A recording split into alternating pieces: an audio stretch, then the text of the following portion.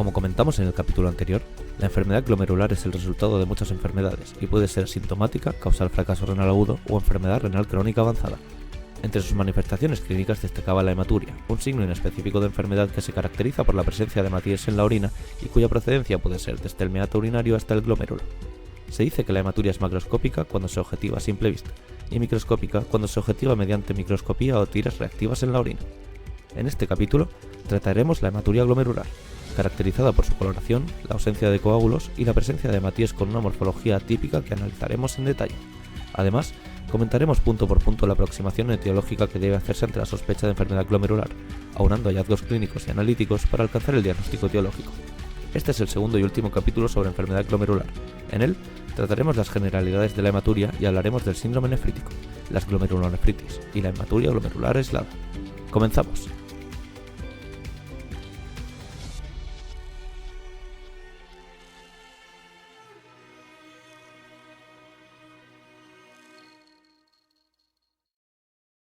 Hola a todos, bienvenidos al cuarto capítulo de Medicina On Air. En este capítulo vamos a hacer la segunda parte de la enfermedad glomerular. Mi nombre es Pablo Espinosa, soy residente de tercer año del área 7 de la región de Murcia y comenzaremos, como ya adelantaba en la introducción y como dije en el capítulo previo, con la parte de enfermedad glomerular que atañe a la hematuria glomerular. Así la clase, primero vamos a hablar de la hematuria en general, pero después vamos a dividir la clase en glomerulonefritis y hematuria glomerular aislada. Habiendo hecho en el programa previo, como digo, ya el síndrome nefrótico y la proteinuria sin síndrome nefrótico, aparte de ciertas generalidades. La clase va a terminar con un algoritmo, un esquema que hemos hecho para la aproximación etiológica cuando hay una sospecha de enfermedad glomerular. Comenzamos definiendo lo que es la hematuria, que como su nombre indica, por supuesto, es la presencia de hematíes en orina. Estos hematíes pueden venir de distintos sitios, pueden venir del glomérulo o no venir del glomérulo. En concreto, cuando la hematuria es no glomerular, obliga a evaluar la presencia de patología urológica y es más probable, por ejemplo, que aparezcan en la orina macroscópicamente a simple vista coágulos que nos pueden hablar de patología urológica. Típicamente la orina será en la hematuria no glomerular rosada o de color rojo. En cuanto a la hematuria glomerular, puede ser rojiza o de color marrón ahumado, y esto se produce por el tránsito prolongado por la nefrona de estos hematíes y el pH ácido de la orina que dan lugar a metahemoglobina que tiene un color, como digo, más marrón ahumado. La hematuria glomerular siempre obliga a descartar patología nefrológica y en ocasiones incluso excluye la necesidad de evaluación por parte de urología, y se caracteriza por la presencia de hematíes dismórficos con o sin cilindros hemáticos. Los hematíes dismórficos en realidad nos hablan de que el origen de la hematuria es renal, pero hay unos hematíes en concreto que son los acantocitos, que son estos glóbulos rojos con forma de anillo y con unas prolongaciones que parecen vesículas, que sí que nos hablan 100% de hematuria glomerular, parecen estar muy asociados con esta hematuria. La hematuria glomerular además puede asociar proteinuria, hipertensión arterial, disminución del filtrado o hallazgos sistémicos, o puede ser aislada. Entonces hablaremos de glomerulonefritis cuando asocie estos hallazgos o esta proteinuria, hipertensión y disminución del filtrado, o cuando esté solamente la hematuria hablaremos de hematuria glomerular aislada. Comenzamos con la glomerulonefritis. En concreto vamos a hablar del síndrome nefrítico, que es el que está causado por una inflamación glomerular, es decir, por una glomerulonefritis, y origina, como decía antes, hematuria, proteinuria en rango variable, ocasionalmente puede estar en rango nefrótico, pero normalmente está en rango subnefrótico, leucocituria sin datos de infección del tracto urinario y ocasionalmente puede dar lugar a hipertensión, empeoramiento de la función renal y otros hallazgos extrarrenales que nos hablarán normalmente de la etiología. Por ejemplo, la púrpura, la hemorragia pulmonar o la artritis nos hablarán de cierto tipo de entidades que pueden tener una afectación glomerular y dar lugar a un síndrome nefrítico, glomerulonefritis. ¿Qué manifestaciones clínicas tiene esta glomerulonefritis? Bueno, pues ya las hemos dicho, y sobre todo lo que nos tenemos que plantear es el tipo de curso que pueden tener. Pues tiene un curso latente, pueden tenerlo con aumento crónico y lentamente progresivo de la creatinina sérica y de la proteinuria, dando lugar a una fase final con una enfermedad renal crónica avanzada o con una enfermedad renal terminal. Puede tener un curso agudo, que suele ser de buen pronóstico porque si se supera suele ser autolimitado, o puede tener un curso fulminante con un deterioro agudo y progresivo de la función renal, que se caracteriza, por ejemplo, en la glomerulonefritis rápidamente progresiva, que es una afectación con semilunas extensas que ahora veremos. Y aquí las tenemos, las semilunas, que las recordaremos esta imagen del episodio previo. El diagnóstico de glomerulonefritis se realiza normalmente y siempre requiere una valoración por parte de un nefrólogo y muchas veces requiere una biopsia renal para el diagnóstico de certeza. ¿Cuándo nos podemos ahorrar esta biopsia renal sospechando una glomerulonefritis? Pues cuando hay un deterioro avanzado de la función renal con unos riñones pequeños de aspecto fibrótico en radiología, en imágenes radiológicas.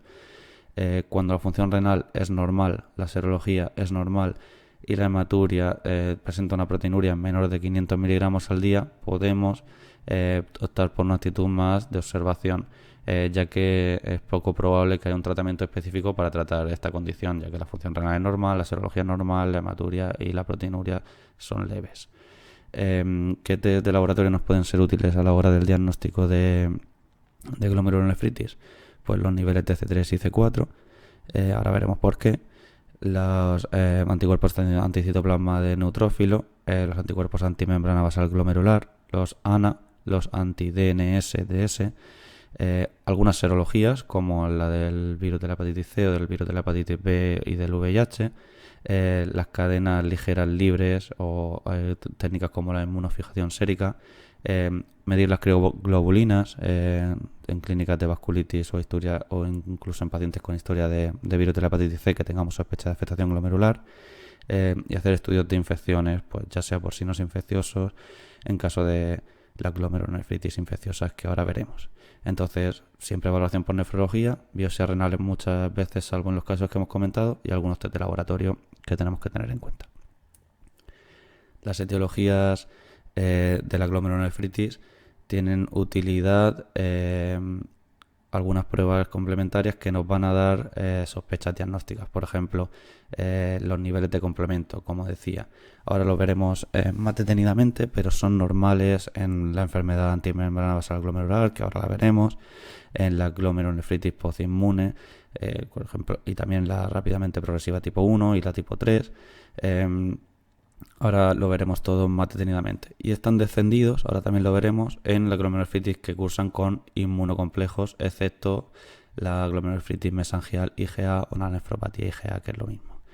Hay otras etiologías como la microangiopatía trombótica, que aunando criterios clínicos como la anemia hemolítica microangiopática, la trombocitopenia y la insuficiencia renal, pueden evaluarse con un diagnóstico simplemente clínico sin biopsia. Esto solo era por mencionarlo para que sepáis que hay algunas enfermedades con afectación glomerular que pueden diagnosticarse clínicamente. Luego hay ciertos hallazgos clínicos que sugieren etiologías específicas a la hora de evaluar la glomerulonefritis. Por ejemplo, una hematuria macroscópica con una infección respiratoria de vías altas. Tenemos que tener muy en cuenta el tiempo que ha transcurrido entre la aparición de la clínica respiratoria y la aparición de la clínica renal. Si son, por ejemplo, de 7 a 10 días, hay un periodo de latencia importante, pensaremos en una glomerulonefritis posinfecciosa, sobre todo en niños. Pero si se produce simultáneamente la afectación renal con la afectación de infección, en este caso hemos puesto respiratoria, pero podría ser otra infección, pensaremos en una glomerulonefritis mesangial IgA. En cuanto a otras manifestaciones, pues por ejemplo, si tenemos una púrpura palpable o petequias, pensaremos en vasculitis de vasos pequeños, pues ya sean ANCA positivas, vasculitis, como digo, IgA, que sean en este caso Solling-Enoch, que ahora hablaremos de ella, que es una vasculitis mesangial IgA que además de tener afectación renal tiene afectación de púrpura, o por ejemplo una crioglobulinemia también puede dar púrpura cutánea. En cuanto a otros hallazgos que pueden dar pistas de la etiología, pues por ejemplo tenemos el síndrome renopulmonar, en el que siempre debemos descartar una vasculitis subyacente cuando hay afectación del riñón y del pulmón simultáneas. Glomerulonefritis que raramente cursan con síndrome nefrótico y de las cuales vamos a hablar en este apartado de etiologías y que son lo que va a concentrar la mayor parte del tiempo de la clase.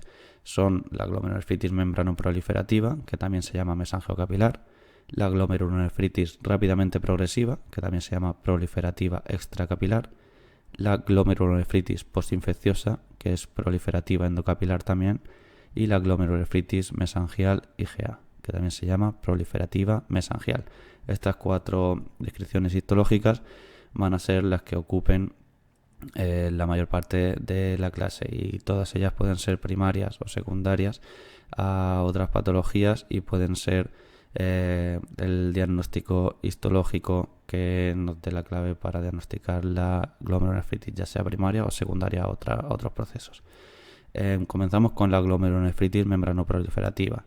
Es una entidad que puede ser idiopática o puede ser secundaria a tumores hematológicos, muy típico, linfoma no-Hodgkin, mieloma, leucemias, o a infecciones como la del virus de la hepatitis C o B, endocarditis, nefritis del shunt, que es una infección de ciertos por ejemplo, ventriculoatriales o peritoneales menos comúnmente. También en infecciones por parásitos o en infecciones por accesos se pueden dar nefropatías que serían histológicamente una glomerulonefritis membranoproliferativa. También en enfermedades autoinmunes como la crioglobulinemia o la artritis reumatoide, la afectación renal puede ser una glomerulonefritis membranoproliferativa.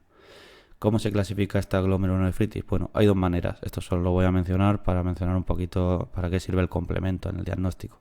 Se puede clasificar según la microscopía electrónica o según la inmunofluorescencia. La microscopía electrónica la divide en tipo 1, tipo 2 y tipo 3 según los depósitos que se observan. Pues en la tipo 1 vemos que hay depósitos subendoteliales y que hay descenso del complemento C3 y C4. En la tipo 2 vemos que hay depósitos densos en la membrana basal glomerular con descenso de C3. Y en la tipo 3 vemos que mezcla características de la tipo 1 y de la nefropatía membranosa, de la que hablamos en otro capítulo, y que tendríamos depósitos subendoteliales y subepiteliales con el complemento normal. Esto lo último es lo más importante. En cuanto a la inmunofluorescencia, podemos clasificarla según está mediada por inmunocomplejos, que sería la típica que se produce tras infecciones por virus, enfermedades autoinmunes o neoplasias, y que suele coincidir con la tipo 1 de la clasificación anterior, la mediada por inmunocomplejos, ya que hay también descenso de C3 y C4. Y luego tenemos la que está mediada por complemento, en la que vemos depósitos densos, por ejemplo una glomerulonefritis C3 nefritógena, que sería la tipo 2 con descenso de C3, como comentábamos. Esto es solamente anecdótico, no es tan importante la clasificación, pero sí hay que saber que la clínica en una glomerulonefritis membranoproliferativa suele dar una alteración inespecífica del sedimento, es decir, a veces puede cursar con síndrome nefrótico. Por eso no podemos hablar en términos absolutos. Lo hemos metido en la glomerulonefritis con síndrome nefrítico, pero a veces puede cursar con síndrome nefrótico o a veces con síndrome nefrítico. El pronóstico. Bueno, hay muchos pacientes que progresan a enfermedad renal crónica, aunque en algunos pacientes menos se da una remisión espontánea. El tratamiento variará según si en el sedimento encontramos un sedimento en rango nefrótico con proteinuria nefrótica o un síndrome nefrótico impuro. Utilizaremos las medidas antiproteinúricas que veíamos en el otro capítulo y que son precisamente los IECA y los ARA2 para evitar esta proteinuria tan elevada. Si tenemos un síndrome nefrítico, podemos utilizar corticoides y, en caso de mala evolución o que no sea suficiente con los corticoides, incluso inmunosupresores. Después de esto tenemos la glomerulonefritis rápidamente progresiva, que en realidad son muchas glomerulonefritis. Son un grupo heterogéneo de glomerulopatías que se caracterizan por una proliferación de la cápsula de Bowman, que ya hablamos de ella en las generalidades del capítulo anterior, y en la que veíamos que se formaban las llamadas y conocidas semilunas, que eran pues acúmulos de celulares, sobre todo de células inflamatorias en el espacio de Bowman. Entonces, por distintas alteraciones inmunológicas, ya que son distintas glomerulonefritis, se produce una rotura de la membrana basal glomerular, una salida de sangre al espacio urinario, y esto da lugar a una estimulación de la inflamación y a una proliferación celular que da lugar a las conocidas semilunas, que podemos ver también en la imagen los que estén viendo el vídeo. Así que simplemente son distintas enfermedades que producen esta proliferación en la cápsula de Bowman que da lugar a semilunas. ¿Cómo las podemos clasificar? Bueno, hay varias maneras. Yo aquí he utilizado una en la que ponemos una glomerulonefritis rápidamente progresiva tipo 1. Será aquella que presente anticuerpos antimembrana basal glomerular y que llamaremos enfermedad de Goodpasture. También pueden ir estos anticuerpos contra la membrana basal alveolar. Entonces daría el síndrome renopulmonar que he mencionado antes, que sería un síndrome nefrítico y una hemoptisis clínicamente. Esto sería, como digo, el síndrome renopulmonar. Hay que hacer una diferencia aquí entre la enfermedad antimembrana basal glomerular, que sería la enfermedad de Goodpasture, que sería, una única afectación renal. Luego tendríamos el síndrome de Goodpasture, no la enfermedad, sino el síndrome, en la que tendríamos afectación renal, afectación pulmonar, pero sin anticuerpos antimembrana basal glomerular. Y por último tendríamos la enfermedad de Goodpasture que he mencionado, en la que sí que tendríamos enfermedad renal, enfermedad glomerular y anticuerpos antimembrana basal positivos. De manera que, para que no sea lioso, si solamente hay afectación renal con anticuerpos positivos, será anticuerpos antimembrana basal la enfermedad de anticuerpos antimembrana basal glomerular. Si tenemos un síndrome renopulmonar sin anticuerpos positivos, tendremos el síndrome de Goodpasture. Y si tenemos un síndrome renopulmonar con anticuerpos positivos, tendremos una enfermedad de Goodpasture. La clínica, como digo, es un síndrome nefrítico con un fracaso renal agudo en todas las glomerulonefritis rápidamente progresivas. En la tipo 1, además, como digo, puede existir hemorragia pulmonar. La tipo 2 está mediada por inmunocomplejos. Es la única de las rápidamente progresivas que cursa con descenso del complemento de C3 y de C4. Puede ser primaria o secundaria a infecciones, a lupus, a neoplasias o como evolución de cualquier glomerulonefritis primaria. Tipo 2, inmunocomplejos. La tipo 3 es la conocida como pauciinmune. Es una en la que se encuentra precisamente pauciinmune, podemos deducirlo, ausencia de depósitos en el glomérulo en la inmunofluorescencia. Puede ser primaria o secundaria a vasculitis como el Wegener o la poliangiitis microscópica. Puede tener PANCA positivos. De tal manera que la tipo 1 de la glomerulonefritis rápidamente progresiva será antimembrana basal glomerular, definiendo las tres subentidades que he dicho, según haya afectación renal y según haya positividad de los anticuerpos.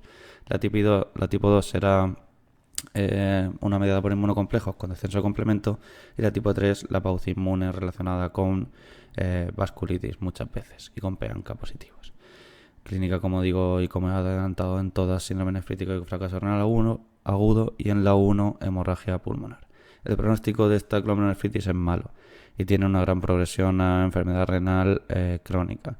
Hay datos que además nos avisan de este mal pronóstico. Por ejemplo, las semilunas en un porcentaje elevado, la fibrosis, nos habla, que ya recordamos del primer podcast, que era se refería a cicatrices glomerulares, nos habla de cronicidad, y la tipo 1 además es la de peor pronóstico. Sin embargo, la positividad del ANCA, que es lo típico de la tipo 3, es de buen pronóstico. El tratamiento en esta glomerulonefritis rápidamente progresiva serán los corticoides con ciclofosfamida.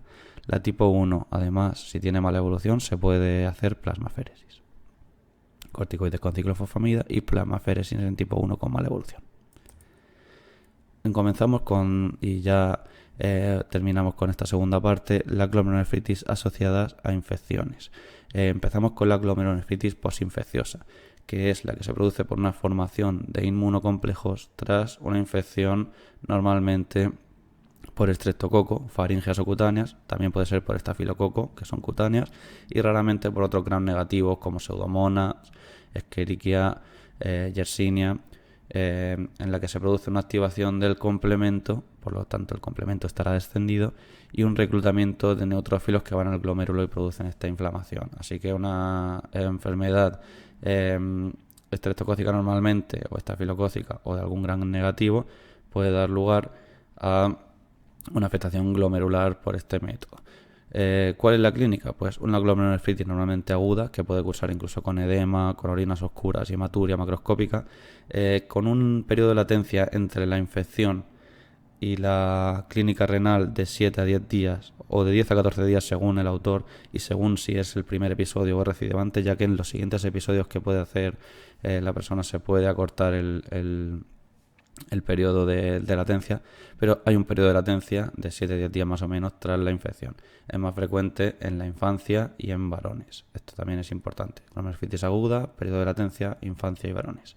En el laboratorio pues veremos, como corresponde, un aumento de creatinina, un descenso del complemento de las vías del complemento, de C3 sobre todo en el 90%, aunque de C4 es raro, también puede ocurrir, pero este tipo de complementemia se suele resolver en menos de 8 semanas, ¿vale? Ahora hablaremos un poco más de esto. Hay aumentos de productos bacterianos como antiestreptolisina O, anti-DNasa B y aluronidasa. Esto no se habla de sino simplemente infecciosos, y en el sedimento, pues como corresponde, cilindros hemáticos y proteinuria subnefrótica como cualquier glomerulonefritis con síndrome nefrítico además que puede dar lugar. En este caso a veces no constituye un síndrome nefrítico completo, pero sí suele haber un sedimento que nos recuerda a un sedimento nefrítico de glomerulonefritis. El pronóstico es bueno. Es peor en adultos, es peor en las formas epidémicas, es decir, si hay muchos casos por una infección de, por ejemplo, un estreptococo muy virulento, puede ser peor el pronóstico. En una hipocomplementemia que dura más de 8 semanas, puede ser un signo de mal pronóstico, y cuando hay proteinuria en rango nefrótico, que a veces puede ocurrir, también es un signo de mala evolución. Pero normalmente el pronóstico es bueno. ¿El tratamiento cuál es? Pues el de las infecciones. Sobre todo hay que tratarlas cuanto antes, en las primeras 36 horas. Y luego tratamiento de soporte en las formas epidémicas. Además se tratarán los convivientes de manera profiláctica para evitar que puedan desarrollar enfermedad renal. Entonces es una infección con un periodo de latencia en la infancia y varones, que posteriormente a la infección da lugar a una clínica renal, que es la que hemos hablado, y además cursa con hipocomplementemia, que suele resolver en menos de 8 semanas. A veces hay que hacer una biopsia en ciertos casos para descartar otras glomerulonefritis que cursen con el complemento bajo, que son básicamente la glomerulonefritis membranoproliferativa y la glomerulonefritis lúpica, por ejemplo. ¿Cuáles son estos criterios para hacer biopsia en glomerulonefritis posinfecciosa? Pues que la hipocomplementemia dure precisamente más de 8 semanas, que haya una oliguria, es decir, disminución del volumen urinario de más de 3 semanas, o que haya una microhematuria mayor a 6 meses. Comenzamos con la segunda y última glomerulonefritis de la que vamos a hablar hoy. La segunda, quiero decir, de las posinfecciosas. La primera era glomerulonefritis posinfecciosa, y esta es glomerulonefritis mesangial IgA o nefropatía IgA o enfermedad de Berger. Es una enfermedad que está relacionada, o es incluso para algunos autores la representación de enfermedad nefrológica localizada solamente en el riñón, de la púrpura de Solling-Enoch. ¿Cuáles son los factores de riesgo para esta glomerulonefritis mesangial IgA, que es una glomerulonefritis relacionada con infecciones también como la anterior? Pues la edad mayor a 50, un alcoholismo, usuarios de drogas por vía parenteral, diabetes mellitus o malignidad. Esta glomerulonefritis mesangial IgA se caracteriza por infecciones sincrónicas, no con periodo de latencia, sino que a la vez que se produce la infección o con muy poca separación se produce la clínica renal. Estas infecciones suelen ser cutáneas, cardíacas, de tejidos profundos hueso o infecciones del tracto urinario. Los microbios más comunes son Staphylococcus aureus resistente a meticilina, Staphylococcus aureus sensible a meticilina, después Epidermidis o Hemolyticus, después Enterobacter y después Escherichia. ¿Cómo se produce la afectación renal en esta glomerulonefritis mesangial IgA? Pues porque una toxina bacteriana actúa como un superantígeno y se une al complejo mayor de histocompatibilidad, dando lugar a una activación de linfocitos T, que produce una liberación de citoquinas proinflamatorias, y estas finalmente acabarán pues dando lugar histológicamente a una proliferación mesangial, o sea, aumento de células en el mesangio, con depósitos granulares de IgA y una inflamación, una glomerulonefritis, una inflamación en el glomérulo. La clínica de esta nefropatía IgA, ¿cuál será? Pues ahí está la clínica renal, que es un fracaso renal agudo, incluso con glomerulonefritis aguda con elevación de creatinina, como corresponde, y sobre todo destaca una hematuria macroscópica recidivante. Cada vez que la persona tiene una infección de las que pueden dar lugar a este cuadro, o incluso a veces con el ejercicio físico, tiene hematuria macroscópica y recidiva una y otra vez. Además puede haber y suele haber proteinuria en rango subnefrótico y puede haber hipertensión arterial, que es muy importante para el pronóstico y muy importante tratarla. La clínica extrarrenal pues son los signos de infección, lógicamente, y además, como comentaba, está relacionada con la púrpura de sol en ENOC. Entonces esta glomerulonefritis mesangial IgA, si da lugar a un RAS purpúrico, pues ya no sería órgano confinado, sino que sería el síndrome al completo. En el laboratorio vemos niveles de C3 y C4 normales, que esto es una de las cosas que también la diferencia, no solo el periodo de latencia, con la glomerulonefritis postestreptocócica. Y el pronóstico veremos que es variable. Muchos pacientes acaban con disfunción renal persistente, incluso muchos en diálisis, y la hipertensión arterial es un dato de mal pronóstico. Por eso el tratamiento, aparte de ser el tratamiento de la infección subyacente del fracaso renal agudo, hay que dar tratamiento de soporte muy importante para la hipertensión arterial. A veces se utilizan en el tratamiento corticosteroides, pero tienen escasa utilidad, y se ha demostrado que la inmunosupresión no tiene utilidad en la glomerulonefritis mesangial IgA. Ahora pasamos a la hematuria glomerular aislada. Esta hematuria, como recordamos, que era la hematuria que no se acompañaba de otros síndromes que constituían el síndrome nefrítico, y se caracteriza entre ellos por distinguir la persistente de la transitoria. Se hace repitiendo el análisis de orina para comprobar que sigue teniendo el paciente hematuria, y la transitoria es común y puede ser inducida por ciertos factores como ejercicio o infección. En la persistente, cuando tenemos una hematuria glomerular persistente, vemos que tenemos un paciente asintomático con albuminuria, filtración glomerular, presión arterial y pruebas de laboratorio para glomerulonefritis normales. En estos casos hay que hacer una evaluación de etiologías extrarrenales. Hay que hacer radiología del tracto urinario, hay que hacer una cistoscopia y hay que evaluar la presencia de anemia o de rasgo falciforme que podría dar lugar a esta hematuria persistente sin otros hallazgos en la exploración. La biopsia no se recomienda de rutina, ya que el diagnóstico diferencial de esta hematuria glomerular aislada suele estar claro cuando es persistente, y suele ser pues o una glomerulonefritis mesangial IgA que aún es leve, una enfermedad relacionada con glomerulonefritis membranoproliferativa, que ya hemos hablado también de ella, una mutación genética en el colágeno de tipo 4 que se asocia con el síndrome de Alport, o una enfermedad de la membrana basal delgada. Esto solamente para ver cuál sería el diagnóstico diferencial de la hematuria glomerular aislada sin otras características de síndrome nefrítico.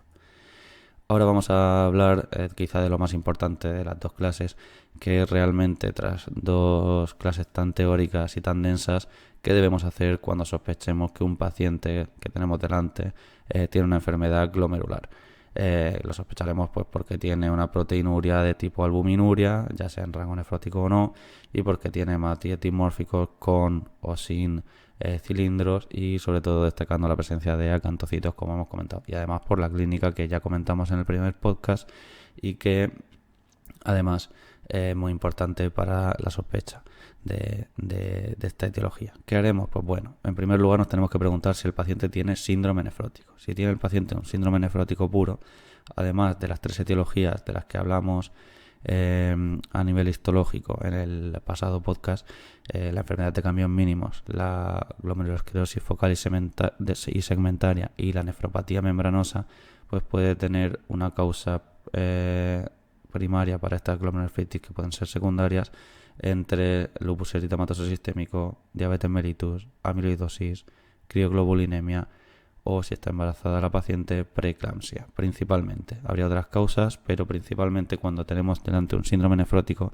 será una de estas tres histologías o una de estas 5 entidades.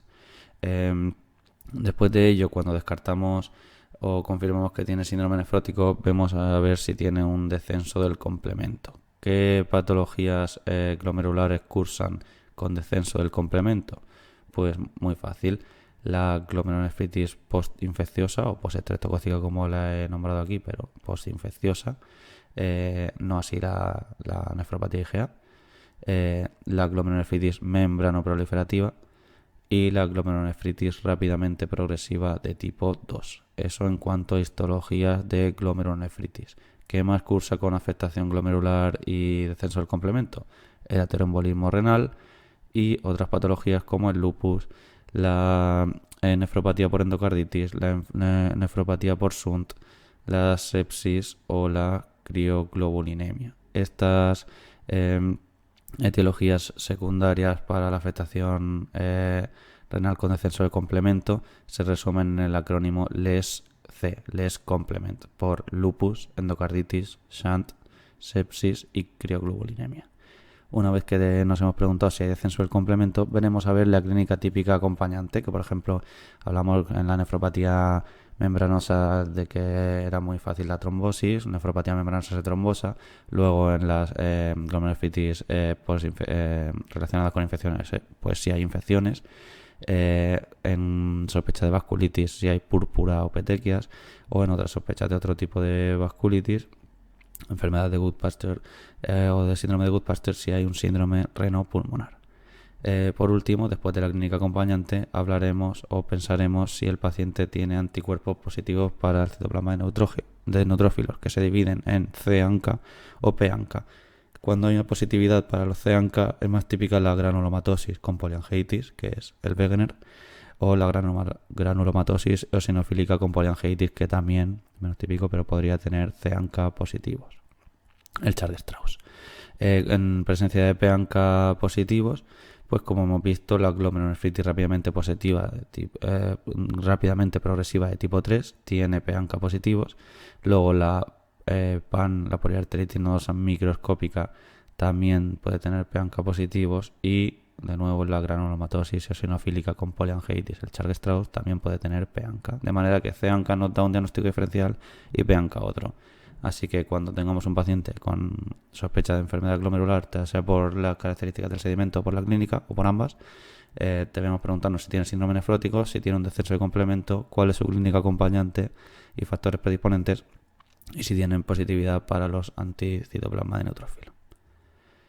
Como puntos clave de esta clase, hemos visto que la hematuria glomerular puede ser asociada a proteinuria, hipertensión, disminución de la tasa de filtración glomerular o presentar algunas otras características sistémicas, en cuyo caso estaríamos hablando de una glomerulonefritis. Estas glomerulonefritis requieren casi siempre reevaluación por nefrología, y muchos de ellos requieren biopsia renal. Hemos destacado dentro de la glomerulonefritis con síndrome nefrítico 4 entidades histológicas que podemos recordar. Serían la glomerulonefritis membranoproliferativa, que es una entidad idiopática o que puede ser secundaria a tumores hematológicos, infecciones, enfermedades autoinmunes, y la clasificación se hacía según la microscopía electrónica en 1, 2 y 3, o según la inmunofluorescencia si estaba mediada por inmunocomplejos o por complemento. La clínica, que es lo más importante, es que es una alteración inespecífica del sedimento que puede cursar con síndrome nefrótico o nefrítico. Y precisamente en aquellas que cursen con proteinuria o sedimento nefrótico, utilizaremos medidas antiproteinurias, que son los IECAS y los ARA2. Y en el síndrome nefrítico utilizaremos más bien corticoides, y si no funcionan o no son suficientes, inmunosupresores. El pronóstico de esta glomerulonefritis membranoproliferativa es la progresión a enfermedad renal crónica, aunque hay algunos pacientes que pueden remitir de manera espontánea. Luego hemos hablado de la glomerulonefritis rápidamente progresiva, que no era una sola glomerulonefritis, sino un grupo de ellas, en la que se producía una proliferación de la cápsula de Bowman con formación de las conocidas semilunas. Rápidamente progresiva sería la formación de semilunas. La clasificación, hablábamos del tipo 1 cuando teníamos la enfermedad antimembrana basal glomerular, que luego también estaba, no nos olvidemos del síndrome de Goodpasture y la enfermedad de Goodpasture, cuando hay afectación renal y según si hay positividad para los anticuerpos. Luego teníamos el tipo 2 de la glomerulonefritis rápidamente progresiva, que sería una en la que hay descenso de C3 y C4, y el tipo 3, que sería la PAUCI inmune. La clínica sería un síndrome nefrítico con un fracaso renal agudo, y en la tipo 1 además podemos asociar una hemorragia pulmonar, no nos olvidemos. El tratamiento de la glomerulonefritis rápidamente progresiva son corticoides y ciclofosfamida, y además en la tipo 1, que tiene mala evolución, se puede hacer plasmaféresis, y el pronóstico de esta rápidamente progresiva es malo. Luego teníamos dos glomerulonefritis asociadas con infecciones, que eran la glomerulonefritis posinfecciosa, que se caracterizaba por ser más frecuente en la infancia, tenía un periodo de latencia entre la infección y la afectación renal, había un descenso de complemento y tenía buen pronóstico normalmente. Y el tratamiento era el de las infecciones y tratamiento de soporte. Y luego teníamos la glomerulonefritis mesangial IgA, que era más típica, sin embargo, de adultos, que la infección era sincrónica a la misma vez que la afectación renal, que tenía una relación con la púrpura de Solling-Enoch y que en el complemento estaba normal. Cuando medíamos el complemento en la glomerulonefritis mesangial IgA estaba normal, no descendido, lo que nos podía también permitir diferenciarlo de la posinfecciosa. Además, el pronóstico de esta última entidad, de la IgA, era variable y el tratamiento era de soporte, destacando el tratamiento de la hipertensión arterial, además del tratamiento de la nefropatía y de las infecciones. Pero el de la hipertensión arterial era muy importante porque definía el pronóstico. También cuando hablábamos de hematuria glomerular teníamos, como hemos visto al final de la clase, una hematuria glomerular que era aislada sin ninguna otra anomalía y la llamábamos hematuria glomerular aislada.